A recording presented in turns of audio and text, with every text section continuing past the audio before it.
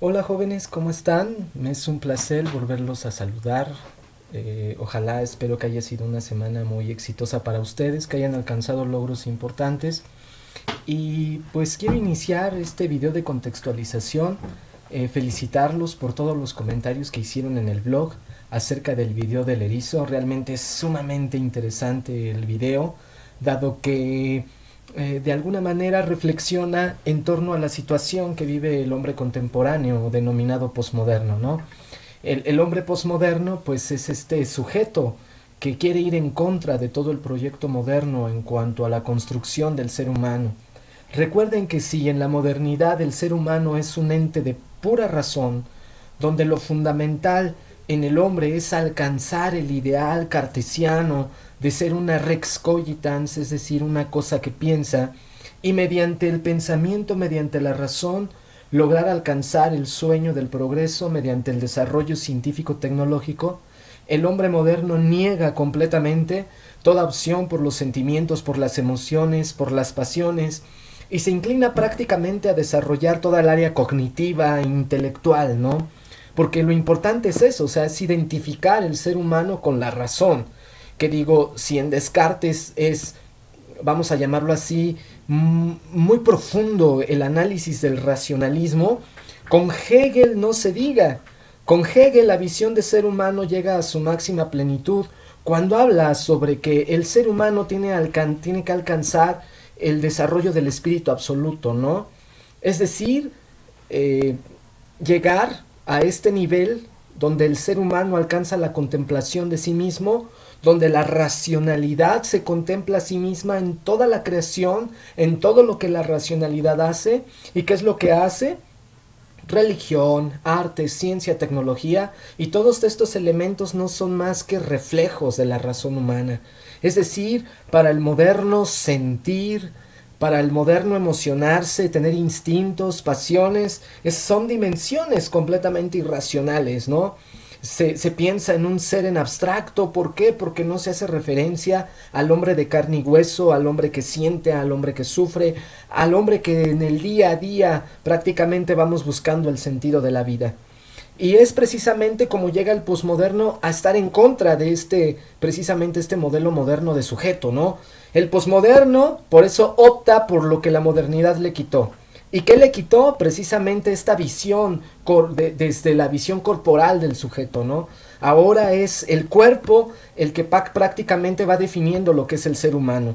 El cuerpo y sus placeres. Es decir, si el moderno niega sentimientos, afectos, emociones, instintos, perversiones, ahora el posmoderno es el que recupera esa noción de sujeto, es decir, todo aquello que vaya en contra de la modernidad. Entonces, por eso el sujeto posmoderno opta por los placeres, opta por un hedonismo salvaje, extremo, en el sentido de que todo lo que le llena al hombre es lo pasional, vamos a llamarlo así, lo afectivo en exceso, ¿no? Por eso hay un boom de la sexualidad.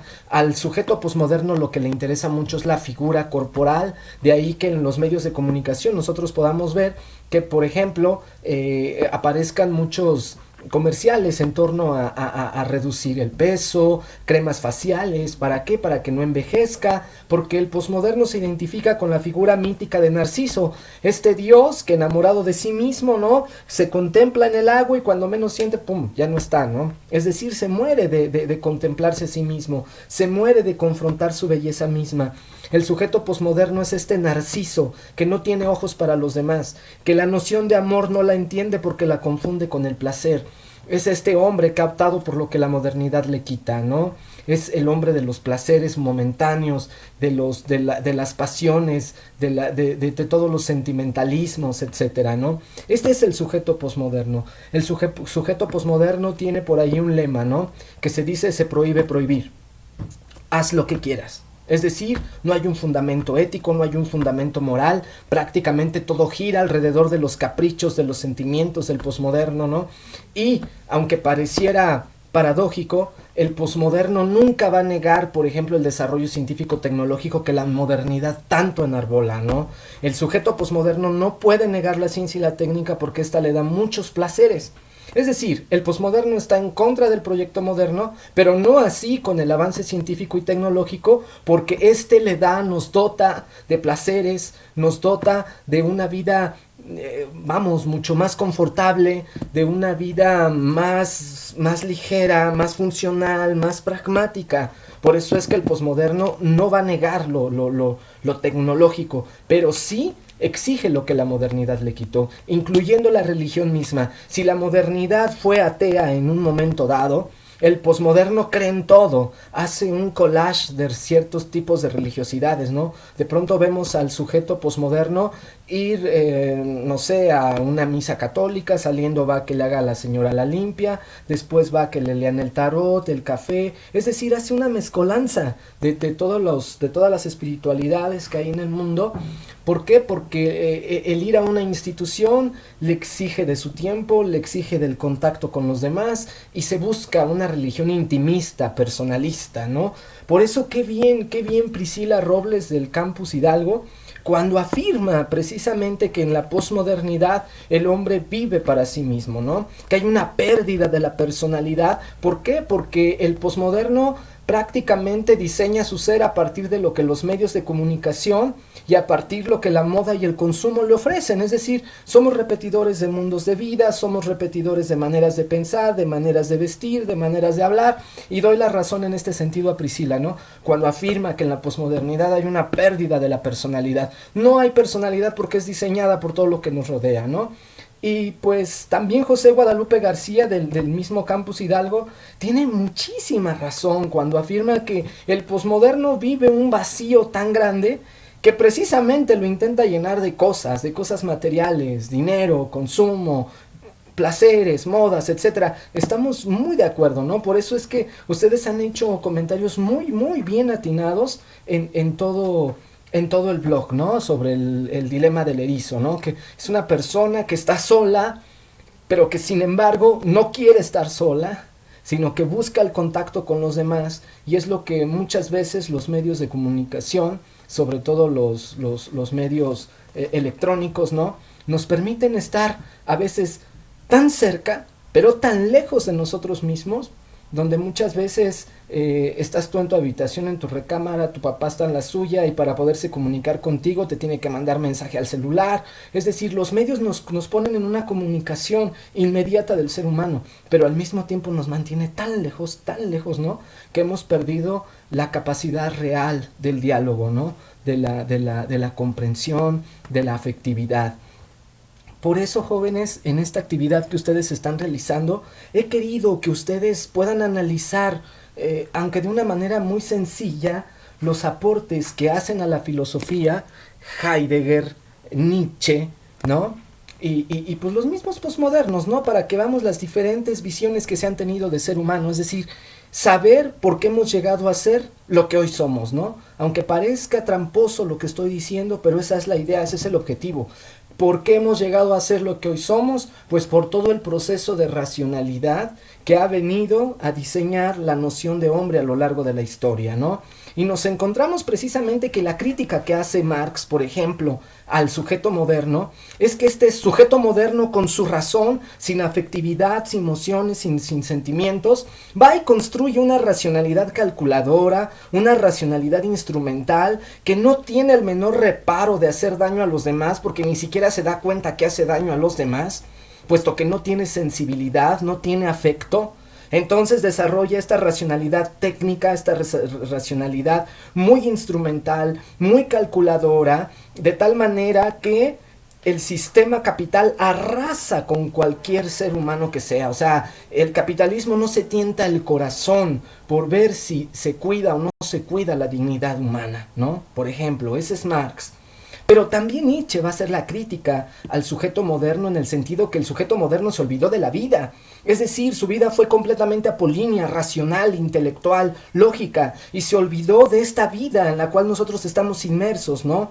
De estos sentimientos, de estos afectos, de este hombre que sufre, que llora. O sea, que no solamente somos una cabeza pensante o una máquina pensante o un cerebro con patas, sino que somos un ser integral con ciertas dimensiones que a veces son mucho más importantes, dimensiones humanas, que la dimensión intelectual que únicamente a veces la utilizamos para poder obtener beneficios económicos, ¿no? La crítica de Heidegger, que es muy interesante, Heidegger critica el mismo lenguaje de la filosofía moderna, un lenguaje muy cientificista, un lenguaje donde para toda palabra tiene que haber un concepto claro, un concepto